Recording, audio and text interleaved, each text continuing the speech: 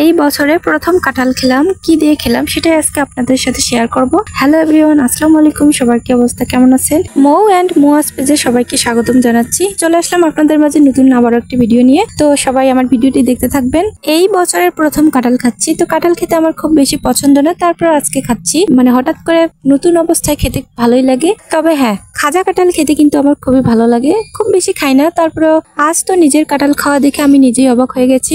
আমরা গ্রামে এভাবে কাঁঠাল খাই।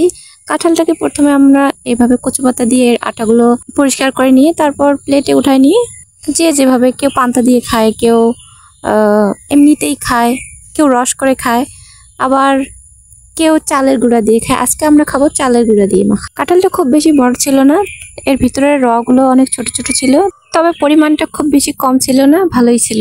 তবে একা একা কোনো জিনিস খাওয়ার মজা একদমই থাকে না, পাওয়া যায় না। তবে সবাই মিলে খেলে একটা মানে প্রতিযোগিতামূলক ভাবেও অনেক বেশি খাওয়া যায়। তো আজকে আমরা এই কাঁঠালটা একটু প্রতিযোগিতামূলক ভাবেই খেয়েছি, কে কয়টা খেতে পারে। তো আমার কাঁঠাল খাওয়া দেখে আমি নিজেই অবাক হয়ে গেছি। আমি এতগুলো যে খাবো আমি ভাবতেই পারি নাই। তো এই যে কাঁঠালটা আমরা এখন প্লেটে উঠায় নিচ্ছি। সুন্দর করে কাঁঠালের আঠাটা পরিষ্কার করে এই যে প্লেটে রগুলো উঠায় নেওয়া হচ্ছে। উঠায় নেওয়ার পর এই যে আমরা এখন কাঁঠালগুলো চালের গুঁড়া দিয়ে মেখে গপাগপ খেয়ে ফেলবো। অনেক অনেক বেশি মজা পেয়েছিলাম কাঁঠালটা খেয়ে। তো যারা যারা কাঁঠাল পছন্দ করেন না, তারা কিন্তু অবশ্যই কাঁঠালটা একবার হলেও খেয়ে দেখবেন। কাঁঠাল খাওয়া কিন্তু ত্বকের জন্য খুবই উপকার, ত্বককে অনেক বেশি উজ্জ্বল ও লাবণ্যময় করে তোলে।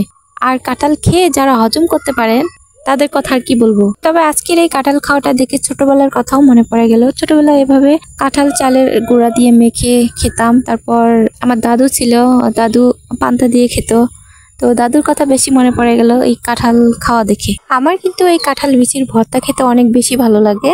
আবার কাঁঠাল বিচি কচুরলতি দিয়ে রান্না করলেও অনেক বেশি ভালো লাগে। কাঁঠাল খাওয়া শেষ করে বিকালে একটু ছাদে চলে আসছি। তো এটা হচ্ছে আমাদের বাসার ছাদ, এটা আমার বাবার বাসা। তো এই বাসার দেখেন সুপারি গাছের মধ্যে অনেক পান গাছ রয়েছে।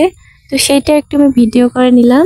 ছাদে এই যে টবে করে অনেক শাকসবজি লাগাই দিছে। তো সবজিগুলো বড় হয়ে ওঠার জন্য এগুলোকে একটা মাছাও পেতে দিছে দেখেন।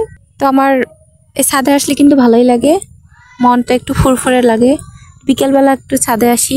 গ্রামের মানুষের যেহেতু অনেক ধান পাট থাকে, তো জায়গার শর্ট পড়লে আমরা ছাদে কিন্তু ধানও শুকাই। আসলে গ্রাম কিন্তু দেখতে অনেক ভালোই লাগে। গ্রামের সবকিছুই সুন্দর, গ্রামে খোলামেলা হাওয়া বাতাস, তারপর হচ্ছে পুকুর ভরা মাছ, জমি ভরা ধান। তো এগুলো দেখতে এবং খেতে মানে সবকিছু আর কি টাটকা, ভালোই লাগে। তো অনেকক্ষণ আপনাদের মাঝে বকবক করলাম। তো যারা এই পর্যন্ত আমার ভিডিওটি দেখেছেন তাদেরকে অসংখ্য ধন্যবাদ। দেখা হবে আবারও নতুন একটি ভিডিওতে। সে পর্যন্ত সবাই ভালো থাকবেন। আল্লাহ হাফেজ।